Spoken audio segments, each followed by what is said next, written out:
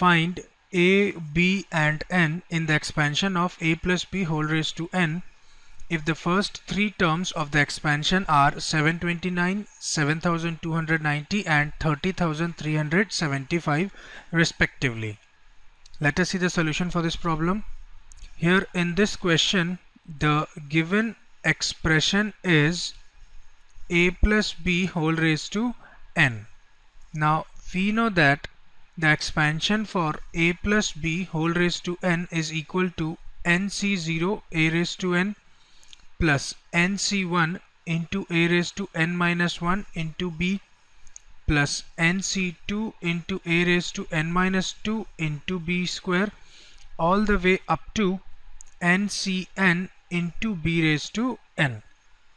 Also we are given that first term of this expansion is 729. So here we are given that first term, that is nc0 a raised to n, is equal to 729, and we know that nc0 is nothing but 1. So here we have a raised to n is equal to 729. Call it as 1. And second term of this expansion is 7290. So here we have second term, that is nc1 into a raised to n minus 1 into b is equal to 7290. This is equal to nc1 is n itself, so we'll write n into a raised to n minus 1 into b is equal to 7290. Call it as 2.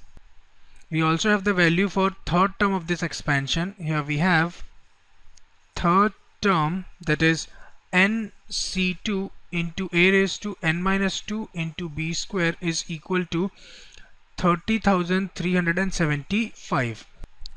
This is equal to nc2 can be written as factorial n upon n minus 2 factorial into 2 factorial into a raised to n minus 2 into b square equals to 30,375. And now factorial n can be written as n into n minus 1 into n minus 2 factorial over n minus 2 factorial into 2 factorial into a raised to n minus 2 into b square equals to 30,375. Here we can cancel n minus 2 factorial from the numerator and denominator. So we are left with n into n minus 1 upon 2, since factorial 2 is equal to 2, into a raised to n minus 2 into b square is equal to 30,375. Call it as 3. Now on dividing equation 2 by equation 1, 2 by 1, we get n into a raised to n minus 1 into b upon a raised to n equals to 7,290 upon 729. This is equal to n into a raised to n minus 1 minus n into b is equal to 10. Or we can write it as n into a raised to the power of minus 1 into b is equal to 10. And finally we'll write it as nb upon a is equal to 10. Call it as equation 4. Similarly, we can divide equation 3 by equation 2. Similarly, dividing equation 3 by equation 2, we get n into n minus 1 upon 2 into a raised to n minus 2 into b square whole upon n into a raised to n minus 1 into b equals to 30,375 upon 7,290. Here we can cancel 1 n both from the numerator and denominator. Also 1 b will get cancelled, so we are left with n minus 1 into a raised to n minus 2 minus n plus 1 into b equals to 30,375 over 7,290 into 2. Well, we have transferred this 2 from the left hand side to the right hand side. So we have n minus 1 into a raised to minus 1 into b equals to 25 upon 3. When you do the arithmetic here, you will end up getting 25 upon 3.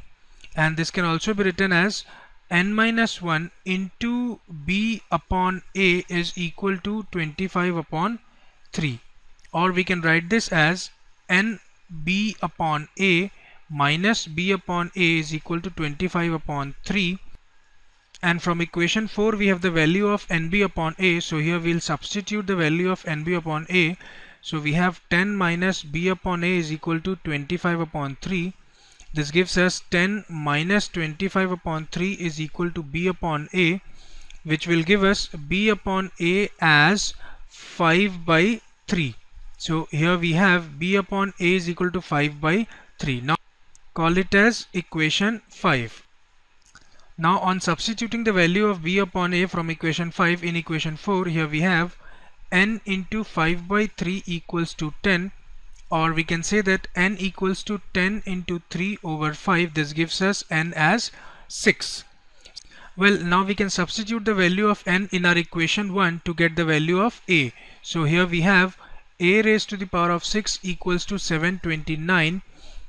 This implies that a is equal to 729 whole raised to 1 upon 6, and this can also be written as, actually 729 is nothing but 3 raised to 6 whole raised to 1 upon 6. So these 6's will get cancelled with each other and we have a is equal to 3.